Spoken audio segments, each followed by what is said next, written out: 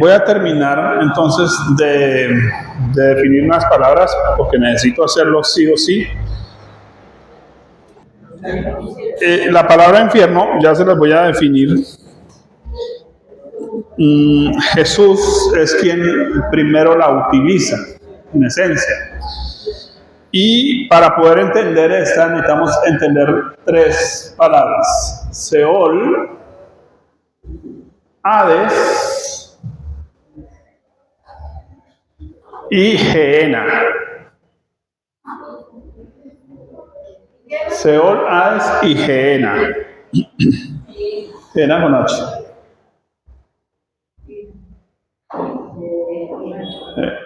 Gehenna. El Seol, póngale cuidado. Hebreo, es una palabra hebrea. Es la cosmovisión hebrea de la muerte. Así que Seol para un judío es el lugar de los muertos. En este caso está refiriéndose al cementerio, al lugar físico, primordialmente. ¿Sí?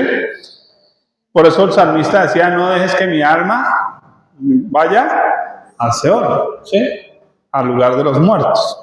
Ellos creían que Dios no estaba presente allá en el Seol. Era un lugar donde definitivamente Dios no estaba presente. Entonces cuando ellos decían: no dejes, como el salmista, no dejes que mi alma llegue al Seol o esté en el Seol, es: no dejes que yo esté sin ti por la eternidad. ¿Sí? Esa es una forma de expresión de ellos. Ahora, Hades, en cambio, es una perspectiva griega. Y sabemos que Hades era un dios del inframundo, conocido como el dios de la muerte. Y en este caso, la perspectiva griega era que allá había un dios, en este caso, ¿cierto?, que era Hades, que se encargaba de castigar a las personas. Pero Hades representa las consecuencias humanas. Es decir, para los griegos, cuando se hablaba del Hades, era un lugar de castigo de acuerdo a lo que se merecía la persona. Pero hay algo interesante ahí con Hades, y es que Hades, la forma de castigar, lo que se creía en la mitología griega, la forma de castigar era exacerbar lo que a la persona le gustaba. Entonces, si la persona era materialista, entonces el castigo tenía que ver con encerrarlo en medio de televisores, por ejemplo, por pensar en alguna cosa boba, ¿no? Entonces, era exacerbar eso, de alguna manera, porque el propio castigo venía del mismo ser humano. Fue lo que usted escogió, eso es lo que tiene. Y Jesús viene y usa la palabra infierno, que es esta, Gehenna. Es una palabra griega cuya traducción es una transliteración de la palabra Hinón. ¿Se acuerdan del valle de Hinón? Ok.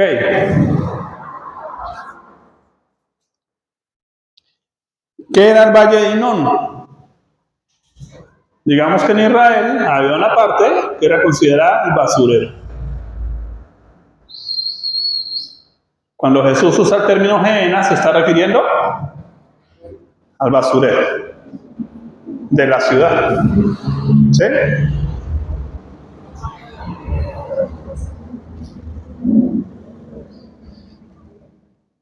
Pero no era un basurero cualquiera. Resulta que este basurero era el que recibía la sangre que, cuando estábamos en el templo, la sangre que iba al templo iba a esas zonas. La carne que sobraba de los sacrificios iba a esas zonas. Entonces, aunque eso se mantenía encendido en fuego todo el tiempo, también estaba muy lleno de gusanos. Por eso Jesús dice: su fuego no se apaga y el gusano no se muere, porque era el basurero. Entonces, cuando Jesús dice que alguien va al infierno, está diciendo que va al basurero. ¿Sí? ¿Qué es el basurero? Simplemente un lugar donde está lo que definitivamente ya no sirve. Y creo que yo les expliqué la frase de C.S. Lewis que rompió mi cabeza, y es que el infierno es el último gran acto de amor de Dios. ¿Por qué es el último gran acto de amor de Dios? Porque Dios creó un lugar especial para los que quieren vivir sin Él. ¿Usted quiere vivir sin mí toda la eternidad? Le tengo un lugar donde yo no voy a estar. Y ya, simple. ¿Sí? La razón por la que usted tiene una caneca de basura en su casa es porque ama a su familia y no quiere vivir entre el mugre. ¿Sí? Ese es el infierno. ¿Listos? Ok. La otra, mesianismo. Voy a aclarar esta. Mesianismo se refiere a las expectativas proféticas del pueblo de Israel respecto a la redención, a la paz y al reinado justo de Cristo. Es decir, el mesianismo es esa parte del judaísmo que espera al Mesías, al Salvador. ¿Por qué tengo que aclarar esa palabra? Porque la vamos a ver por el camino, vamos a estar viendo todas esas palabras. Pero aclaro esto para que no nos confundamos con el movimiento mesiánico moderno. Entonces, una cosa es que los judíos siguen esperando a su Mesías. Y otra cosa es que un colombiano diga que es mesiánico. Eso es un payaso. Un colombiano no puede ser un mesiánico. El único mesiánico puede ser, en este caso, un judío. ¿Sí? Entonces, un colombiano celebrando fiestas judías es un payaso. ¿Sí? Simple. Eso no tiene otro nombre. ¿Sí? Yo no celebro fiestas de Brasil. ¿Por qué? Pues yo no soy de Brasil. ¿Sí? Simple. ¿Sí? Hoy celebran San Valentín y esa vaina lo inventaron por allá en otro país. Aquí eso no tiene nada que ver. ¿Sí? Entendemos entonces la diferencia entre el movimiento mesiánico, que lo que están haciendo es queriendo convertir a los evangélicos en el mesianismo, ¿sí? Y otra cosa el verdadero mesianismo. Bien. Siguiente palabra, la palabra apocalipsis. Significa revelación. Porque es que en Hollywood nos han vendido apocalipsis igual a un caos absoluto. ¿Sí? Un mundo distópico. ¿Sí? No, el término es revelación, pero se los explico. Revelación puede significar, primero, cuando yo tenía antiguamente que tomar las cámaras, las fotos, y quedaba ¿cómo se llamaba? El negativo, gracias, el negativo. Y yo iba en un cuarto oscuro y unos químicos y se revelaba la foto. Es una forma de decirlo. Hay otra forma. Es, venga, le muestro quién soy yo. Y entonces me quité el disfraz que tenía encima. ¿Sí? Entonces Jesús vino primero como cordero, pero ahora se va a revelar y va a decir, venga, que usted no sabe quién soy yo. Y entonces yo soy el león de la tribu de Judá. Entonces por eso Apocalipsis nos muestra a Jesús en otra faceta totalmente diferente. ¿Sí? Eso es importantísimo. Y nos queda una palabra. La palabra, esa es súper importante.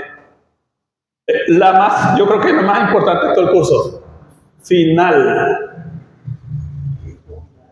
La palabra final.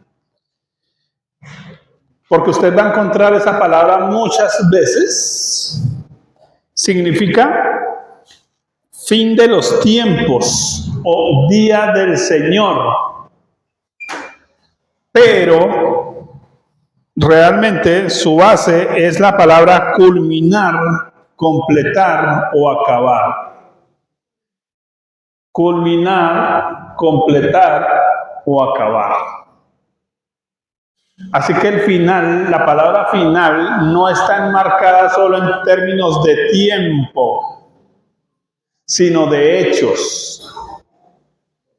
el final de un momento, el final de una historia, el final de un libro. El arroz ya hay que apagar lo que ya estuvo. Entonces, no se enmarca solo en términos de tiempo. Entonces, en la Biblia vamos a encontrar muchos finales. Ahorita vamos a ver Mateo 24, a ver si alcanzamos, Dios quiera. Lo veo difícil. Por ejemplo, la Biblia nos habla del fin del pecado. Nos habla del fin de la muerte. Nos habla del fin de los sacrificios. Nos habla del fin de una era. Nos habla del fin de un sistema religioso o político. Nos habla del fin del mundo, ¿cierto?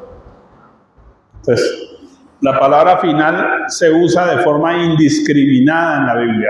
Así que cada final que leamos en la Biblia, tenemos que leerlo en su contexto. ¿Listos? Bien. Y, bueno, se me quedó solo la palabra profecía bíblica, pero creo que ya aquí ya hemos estudiado profecía bíblica. Profecía bíblica es todo lo que la Biblia nos dice acerca de Dios, de Jesús y del fin del mundo. ¿Listos? Bien.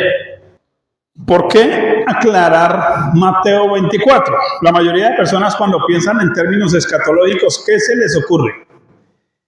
Y habrán guerras y rumores de guerras y terremotos. ¿Y dónde está todo eso? En Mateo 24.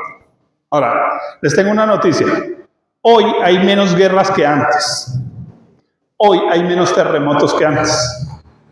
Si usted busca por estadísticas, porque yo hice la tarea, ponerme a buscar por estadísticas, hay menos guerras que antes, menos enfermedades que antes. Y entonces tendríamos un problema, que Mateo 24 ya no cabría ahí. Ahora, ¿por qué parece que hay más guerras que antes? Parece, porque hoy las comunicaciones nos permiten tener toda esa información. Pero hoy hay menos guerras que antes porque por eso existe la ONU. Hay menos enfermedades que antes porque existe la Organización Mundial de Salud. Hay menos virus, etcétera, etcétera. ¿Sí? Entonces Mateo 24 ahí ya no cabría. ¿Sí? Primera razón. Segundo, necesitamos entrar directamente en Mateo 24. ¿De dónde surge el discurso de Jesús respecto a Mateo 24? Bueno, viene desde el capítulo 21. Si usted quiere entender Mateo 24, lea desde el capítulo 21, 22, 23, 24 y 25 son un solo capítulo. ¿Listos? Entonces, si quiere hacer bien la tarea, toca que lea todo eso completo. Yo solo voy a resumir esto acá y dejar los picados. ¿Listos? Hablemos que Jesús está acusando a los religiosos. Recordemos, entrada triunfal de Jesús a Jerusalén. Entonces, aquí está la ciudad. Jesús entra, oiga, todos los marcadores no se hizo uno. Aquí está Jesús, entra a la ciudad y en la ciudad está el templo. ¿Listo? Voy a ponerle una cruz para que nos entendamos. Y está el templo. Jesús entra, le ponen las hojas, ¿cierto? Entra victorioso, hijo de David, ¿cierto? Osana, etc. Entra y voltea las mesas de cambistas. Y entonces le caen los religiosos encima. Y entonces esos discursos ahí, esos son asesinos. Jesús está dándole duro a los religiosos. Y entonces les dice lo siguiente. Solo voy a leer aparte de Mateo 24. ¿Listos? Si quieren de pronto escuchar el tema completo, creo que en internet lo tengo, se lo envío y lo compartes donde está todo el tema de estudio de Mateo 24. Mateo 23, 31 al 36. Presten atención. Así que dais testimonio contra vosotros mismos de que sois hijos de aquellos que mataron a los profetas. Verso 32. Vosotros también llenad la medida de vuestros padres. Serpientes, generación de víboras, ¿cómo escaparéis de la condenación del infierno? Por tanto, he aquí yo os envío profetas y sabios y escribas, y de ellos a unos mataréis y crucificaréis, a otros azotaréis en vuestras sinagogas y perseguiréis de ciudad en ciudad, para que venga sobre vosotros toda la sangre justa que se ha derramado sobre la tierra, desde la sangre de Abel el justo hasta la sangre de Zacarías, hijo de Berequías, a quien matasteis entre el templo y el altar. De cierto os digo que todo esto vendrá sobre esta. Oiga, estamos hablando del último versículo de Mateo 23. Así que ya nos está dando una pauta, ¿cierto? ¿Cuál? Que Mateo 24 trata de lo que va a pasar durante esa generación. Pero pensemos lo siguiente, la frase, vosotros también llenad la medida de vuestros padres, indica que ellos continuarían con lo que sus padres hicieron. Recuerden que siempre que ustedes encuentran una frase entre admiración en la Biblia, es una forma poética de expresión. Así que lo que Jesús está diciendo es, ¿sabe qué? Terminen de hacer lo que ya comenzaron. Jesús les está diciendo a ellos, ¿ustedes creen que son hijos de los asesinos? ¿Ustedes van a ser igual de asesinos a sus papás? Pero no creemos en gobiernos de asesinos, porque los hijos van a terminar haciendo, según Jesús, la misma cosa. Van a terminar lo que ellos comenzaron. Ahora, el término infierno que Jesús utiliza acá se refiere a lo que en aquella época se consideraba como el basurero de la región. Así que Jesús les está diciendo, terminen de echarse a perder.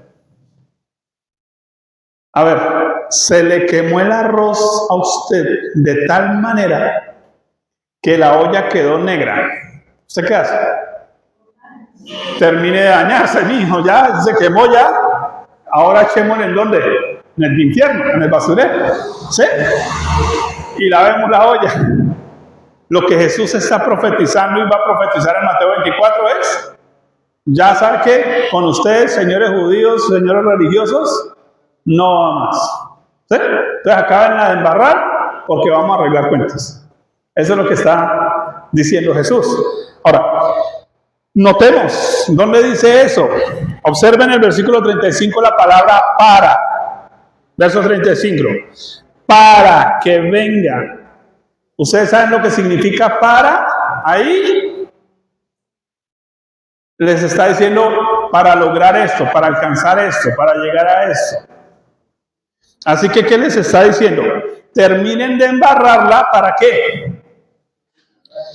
Para que venga sobre vosotros toda la sangre justa, para poderles cobrar la factura de una vez. Van a embarrarla, terminen de embarrarla para poder arreglar cuentas, señores. Por eso Mateo 24 va a ser el arreglo de cuentas. Y ya vamos a ver eso. Ahora, en el verso 36 se revela cuándo va a suceder esto. Dice, de cierto digo que todo vendrá sobre esta generación. ¿Cuánto es una generación? Una generación en la Biblia se refiere a 40 años. Estamos en el año 30, así que aproximadamente ¿cuándo vendría cumplimiento de Mateo 24? En el año. Y ocurrió exactamente en el año 70. Vamos a ver. ¿Qué pasó? Resulta que el cristianismo se extiende de tal manera que, y recuerden, en Jerusalén se armó la sede oficial del cristianismo. ¿Con cuántas personas? 8,000. 3,000 que se convirtieron en un día y 5,000 en el otro. 8,000. Inicia la iglesia y eso hace que muchos se conviertan a Cristo. Pero como esa iglesia se quedó estancada ahí, a diferencia de la iglesia gentil, a través de Felipe y de Pablo, todos regaron el evangelio, ellos se quedaron ahí viviendo de la religión. Entonces adoptaron el cristianismo, pero se mezclaron de nuevo con el judaísmo. Entonces, en parte estaban esperando al Señor y en parte estaban esperando que Jesús se tomara políticamente la ciudad de Jerusalén. Entonces, en el año 66 se les ocurrió levantarse contra el imperio. Año 66 se levantan contra el imperio romano. Y entonces el imperio romano se iba a aguantar. No, ¿qué hizo el imperio romano? Los sitió. Y entonces sucedió lo que había profetizado Gamaliel, ¿cierto? Allá a través de cuando le fue a predicar cuando se encontró con Pablo, ¿se acuerda? Que ellos iban a tener una hambruna. Y llegó esa hambruna. Resistieron hasta el año 70, es decir, 4 años de resistencia. Mateo 23, 38 dice, he aquí, mire la profecía para quién es. Vuestra casa os es dejada desierta. ¿A quién se está refiriendo? ¿A quién le estaba hablando? A los judíos. ¿Cuándo verían los religiosos de nuevo a Jesús? Porque Jesús en la profecía de Mateo les dice que lo van a volver a ver, ¿cierto? Mateo 23, 39. Estoy leyendo el siguiente versículo, pónganle cuidado.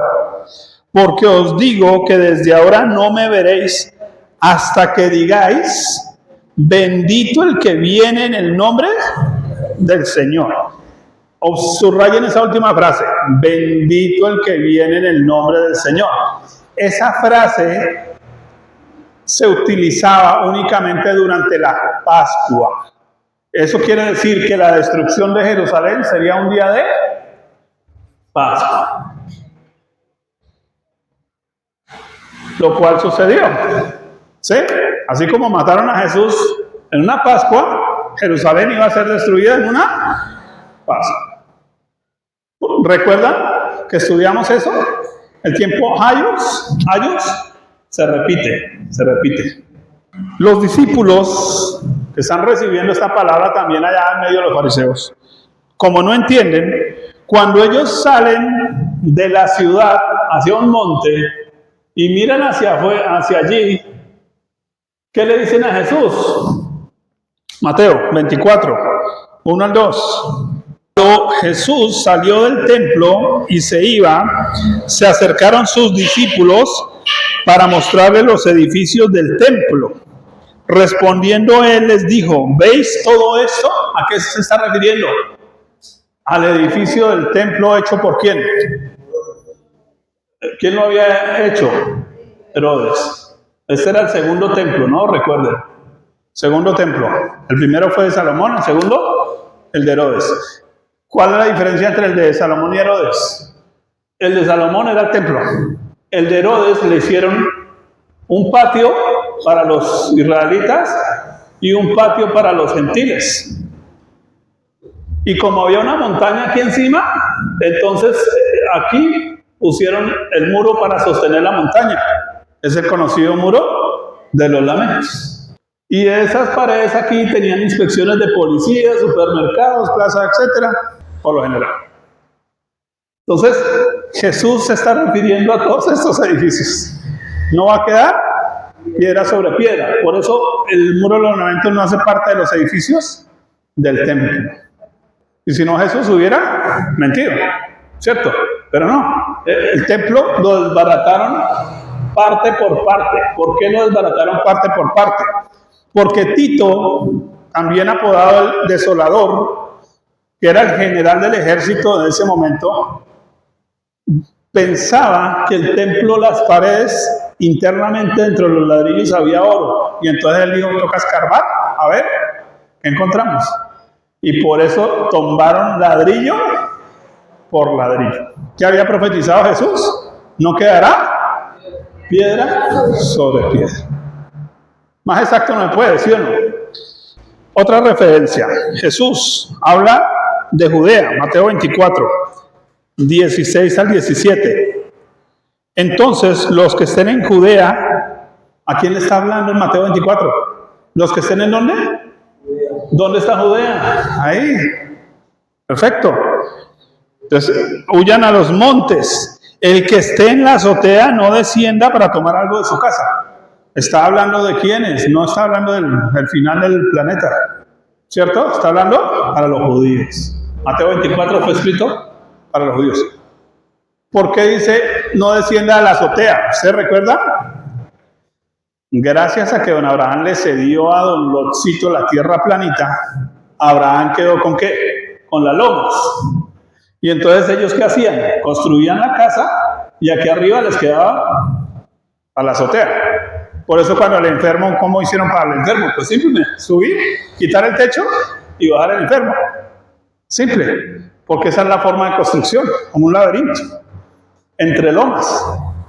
Entonces por eso les dice, el que esté en la azotea, pues no desciende a la casa, porque la gente la pasaba más en la azotea, ¿por qué? Era más fresquito, había más aire.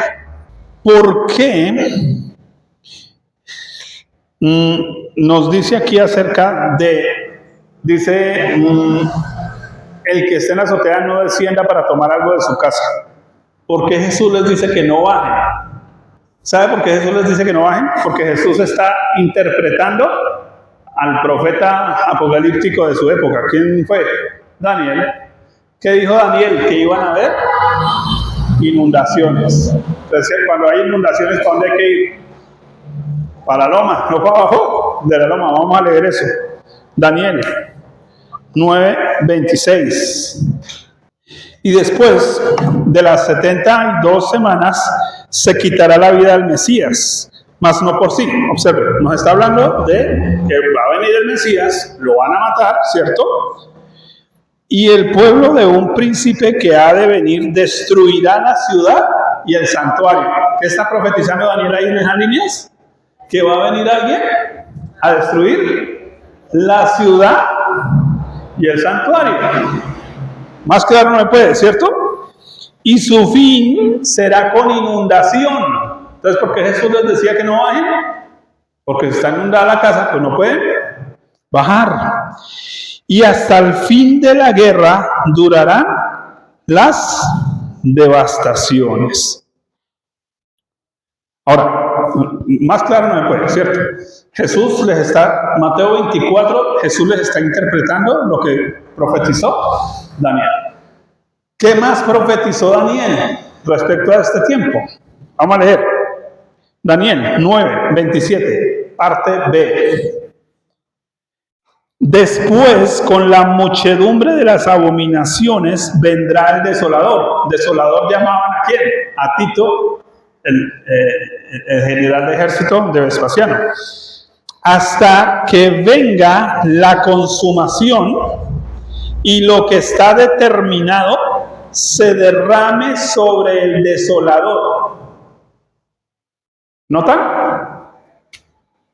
Ese paisano viene a destruir todo esto, pero Daniel está diciendo que Dios va a destruir al paisano, al desolador. Sí, claro, Dios los va a defender en medio de eso. Wow, eso es importante. Ahora, en este punto, entonces, estamos hablando que Dios va a hacer juicio contra el mismo enemigo romano, ¿cierto? Mientras Él ejecuta su juicio contra el sistema religioso. Después les voy a leer algunas cosas aquí que tengo con respecto a eso. Mateo 24:20. Miren por qué estamos hablando de que Mateo 24 ya se cumplió. No nos sirve para estudiar escatología, no nos va a servir en algunos aspectos sí, en otros no. Ahorita les explico por qué. ¿Listo? Mateo 24:20 dice, orad pues que vuestra vida no sea en día de reposo. ¿A quiénes les interesa el día de reposo? ¿Solo a los judíos? Bien. Hablemos del concepto de la señal del Hijo del Hombre, porque Mateo 24 nos dice que ellos verían la señal del Hijo del Hombre. Esa sí está difícil, entonces vamos a mirarla aquí. Mateo 24, 27 al 28. Observen, porque ahorita les voy a leer a los historiadores, porque los historiadores nos cuentan de esa señal. Impresionante, nos cuentan de esa señal. Ahorita vamos a leer esto. Respecto al que usted acaba de leer, en esos días serán terribles tiempos como El 20, ore para que no les toque huir en invierno ni en días de descanso. ¿Qué tiene que ver el día de reposo? Porque los judíos, recuerden que estamos a puertas de la Pascua. Entonces, hay varias fiestas que están vinculadas con la Pascua. Primero está Tabernáculos, tenemos luego la de levaduras y después vamos a tener Pentecostés. Entonces, y ellos están guardando sus fiestas. Generalmente, por eso usted se da cuenta que los árabes siempre que atacan, ¿cuándo atacan? Generalmente, los días, hoy. ¿Cuándo atacan? Los días de reposo. ¿Por qué?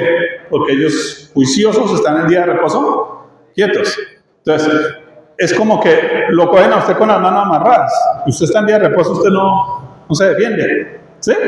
Entonces, no puede correr, no puede, se supone que el día de reposo no debe caminar más de tantos pasos. Día de reposo, o sea, hay una cantidad de reglas ahí y ellos en un sentido las estarían incumpliendo. Y un judío prefería hacerse matar que incumplir eso. ¿Sí? Entonces, pues, eso iba a ser pelea de tigre con burro amarrado, decimos aquí, ¿no? Bien. Mateo 24, 27 y 28. Porque como el relámpago sale del oriente y se muestra hacia el occidente, así será también la venida del Hijo del Hombre, porque donde quiera que estuviera el cuerpo muerto, allí se juntarán las águilas. El verso 28 está indicando que será una señal visible, lo cual los historiadores confirman, que ahora les voy a leer eso. Listo. Tengan eso en mente. Segunda señal. Mateo 24, 29 al 31. Solo estoy dando un brochazo, mis hermanos. E inmediatamente después de la tribulación de aquellos días, tribulación es todo lo que van a estar viviendo, lo que han vivido, hambrunas, terremotos, un montón de cosas que están confirmadas por la historia igual, ¿cierto? En esa época se estalló un volcán muy importante también. Después de la tribulación de aquellos días, el sol se oscurecerá y la luna no dará su resplandor, y las estrellas caerán del cielo, y las potencias de los cielos serán conmovidas. Entonces, nos está hablando que iban a haber astros, y está confirmado que hubo en esa época astros. Estoy hablando de asteroides, de todo ese tipo de cosas. ¿Sí? Ahora, entonces aparecerá la señal del Hijo del Hombre en el cielo, y entonces lamentarán todas las tribus de la tierra y verán al Hijo del Hombre viniendo sobre las nubes del cielo con poder y gran gloria.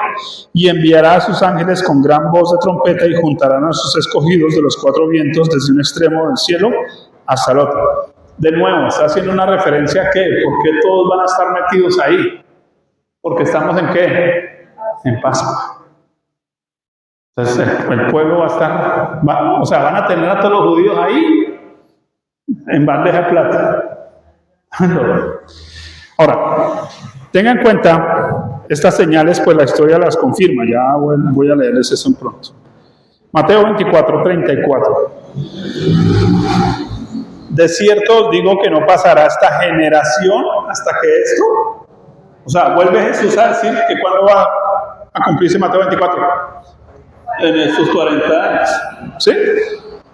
Listo. Ahora sí, venga, les leo yo. Póngale cuidado a esto. Voy a leer, y ustedes saben, han estudiado con su pastor, de los libros, por ejemplo, de Flavio Josefo. Son 21 libros, ¿cierto? Que hacen parte de la historia. Los libros de Tácito, ¿cierto? Hacen parte de la historia. Voy a leer cómo Dios defendió a los judíos durante esta época, porque Él había prometido que los iba a defender. Flavio Josefo. Voy a leer Historia de Cayo Cornelio Tácito, página 473. ¿Sí? Para que no piensen que me inventé yo. ¿Listo? Dice, habían sucedido milagros que esta gente supersticiosa, recordemos que Flavio Josefo no era creyente, ¿cierto? Y ajena de toda ley de religión, no es lícito purgar ni con sacrificio ni con votos. Se vieron en el aire, observe, ejércitos armados que peleaban unos contra otros, resplandecer sus armas, llenarse el templo de una luz súbita que salió de las nubes. Se había abierto repentinamente las puertas del templo y se había oído una voz mayor que humana, la cual dijo que los dioses se iban de allí Se oyó también un gran estruendo como de gente que partía. Wow, nos está diciendo lo que pasó acá. Tremendo. En esa última Pascua, el Señor levantó sus ejércitos, sus ángeles, y fueron visibles, según el historiador Flavio Josefo, fueron visibles a todos. Voy a leer más. Aquel pueblo miserable era seducido por los embusteros que calumniaban a Dios. Como hombres presumidos, sin ojos y sin espíritu, despreciaban y no prestaban crédito a los claros y seguros indicios que predecían su futura ruina, sin consideración para las señales del Ser Supremo. Una vez aparecieron encima de la ciudad una estrella semejante a una espada y un cometa que duró un año entero. O sea, díganme, ustedes que han vivido más de 50 años, hace 20 años se veían varios planetas, o uno solo veía la luna. ¿Cierto que uno veía solo la luna? Ahora está viendo que se ven otros planetas a veces, se ven 2 soles, unas vainas. Pues estaba pasando algo de la misma manera. Recordemos que nuestro Dios es el Dios de las Pleiades, es decir, que Él controla los astros. Y eso estaba sucediendo en esa época. Ahora, con anterioridad a la rebelión judía ¿cuándo? Año 66. Y antes de los tumultos que precedieron a la guerra, el pueblo llegó en grandes contingentes a celebrar la fiesta del pan ácimo, o sea, la levadura. El día 8º del mes Sánticos, o sea, de Nisan, recordemos Nisan, más o menos creo que es septiembre, si no estoy mal, a la hora 9 de la noche, que es cuando se celebra Pascua, brilló una gran luz en el altar y el santuario semejante a la del día, persistiendo media hora. Wow. A los ignorantes se les antojó que era una buena señal, pero los escribas sagrados la interpretaron como el anuncio de los sucesos que ocurrieron a continuación. En la misma fiesta, una ternera parió un cordero en medio del templo, cuando el sumo sacerdote la llevaba a sacrificio. Más aún, la puerta oriental del patio interior del templo, que era de bronce y tan pesada que necesitaba 20 hombres para cerrarla, con cerrojos de hierro que hincaban en piedra, se abrió por sí sola a la hora 6 de la noche. Los guardas del templo avisaron a su jefe y entre todos consiguieron cerrarla con dificultad. El vulgo estimó que aquello era un prodigio venturoso, como si Dios les hubiera franqueado la puerta de la dicha. Oiga, tremendo, el mismo Dios que cogió la cortina de 15 centímetros y la partió de arriba abajo. Pero los sagaces comprendieron que se había disuelto de propio acuerdo la seguridad del templo y que la puerta abierta significaba una merced para el enemigo. Iba a venir esa destrucción para ellos. Proclamaron públicamente que el prodigio les pronosticaba la desolación venidera. Además, pocos días después de la fiesta y el 21º del mes de Artemisios, Iyar, aconteció un fenómeno increíble y maravilloso. Póngale cuidado. Disculpen la interrupción, se cortó el sonido en parte de la grabación mientras hacía la lectura, así que la voy a continuar. Dice, se podría tildar de fabulosa si no lo refiriesen los que lo presenciaron y si la índole de los hechos que siguieron no significase aquellas señales. Antes de la puesta del sol corrieron entre las nubes, sitiando ciudades, carros y soldados armados, de a pies a cabeza. Observen que la ciudad fue sitiada a nivel espiritual. O sea, hubo algo que espantó obviamente a los romanos en medio de la destrucción que ya obviamente habían hecho. ¿Para qué sucedió eso? Para que se quedara un remanente del pueblo de Israel, pues obviamente vivo. En la fiesta llamada Pentecostés, los sacerdotes, de acuerdo con la costumbre, penetraron de noche en el patio interior del templo a fin de realizar sus ceremonias y sintieron ante todo una sacudida acompañada de un ruido. Y luego percibieron como la voz de un gentío inmenso diciendo, vámonos de aquí. Eso está escrito en la Guerra de los Judíos, libro 7, capítulo 12. Ahora, Josefo y Tácito añaden algunas cosas también. Dice, ocurrió después que fue visto sobre el Santo de los Santos Santísimo, desde arriba, durante toda la noche, la figura de la cara de un hombre, hablamos de la señal del Hijo del Hombre, cuya belleza no había sido jamás vista en toda la tierra. Su apariencia era muy asombrosa. Además, en aquellos días fueron vistos carros de fuego y jinetes, un gran gentío volando a través del cielo, cercanos al suelo en Jerusalén y toda la tierra de Judá. Todos ellos eran caballos de fuego y jinetes de fuego. Cuando la fiesta de Shavuot, Pentecostés, se acercaba en esos días, durante la noche los sacerdotes escucharon dentro del templo algo como el sonido de hombres yéndose y el sonido de una multitud de hombres marchando en el templo. Y una terrible y poderosa voz fue escuchada diciendo, vámonos y dejemos esta casa. Observemos que Dios, entonces, si recuerdan el mapa de la ciudad, el templo, se abandona el templo plenamente y por eso los enemigos pueden llegar y terminar lo que habían comenzado. Entonces, les dejo aquí el dato.